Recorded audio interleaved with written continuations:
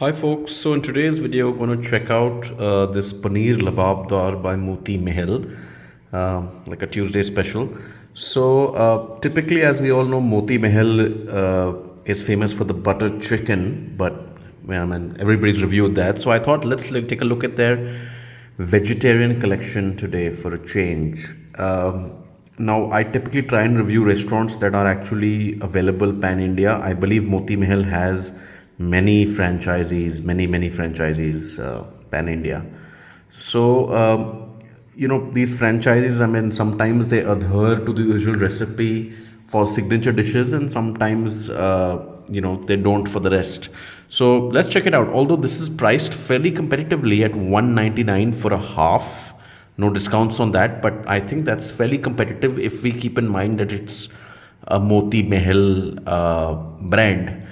The question is whether it's worth it or not. First glance, this is how I received it: onions and some chutney, and the dish itself. Now, if you look at the quantity, it doesn't seem like a lot for a half or whatever, but I'm assuming for one person this should be enough. It's nice and hot. It smells great. The color is very good.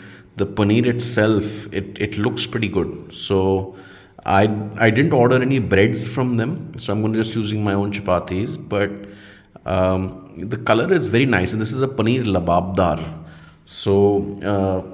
It's their apparently their signature dish. It was tagged as a bestseller.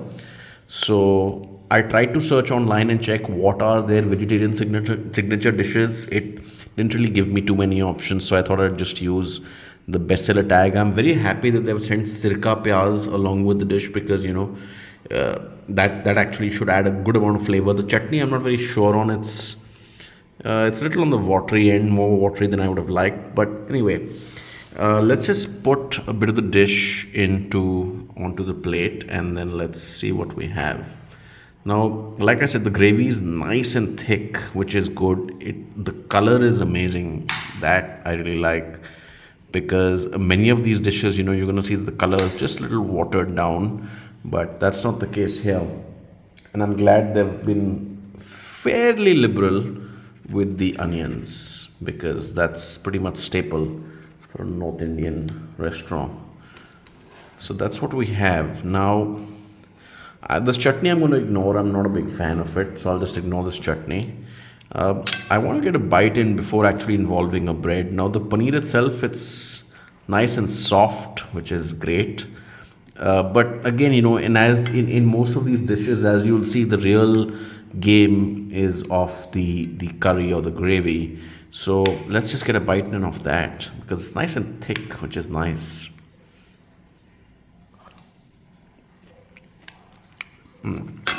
It's a very mild gravy. As you'll see in many of these restaurants, that they don't, I mean, if they're adhering to the original recipe, they'll try and keep it as universal as possible. Let's try and get a bite in of the paneer.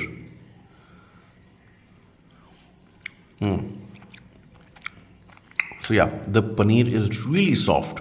In fact, it's so soft that I have a feeling that they cooked the gravy first and put the paneer in at the last minute for a couple of minutes. The paneer doesn't taste 100% fresh to me. It feels like it probably, I don't know, maybe they received it yesterday or day before yesterday and used it today. It doesn't taste stale, but it doesn't taste fresh. Let me put it like this. It's not expired or anything, but it doesn't taste very fresh.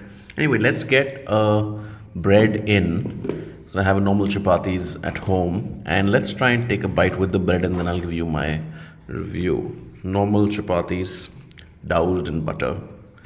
So let's just get a bite in, and then I'll be able to give you a more accurate review what it tastes like with the bread. I'm sure if you take it with the naan will also have its own flavor, but let's just take it with a normal chapati here.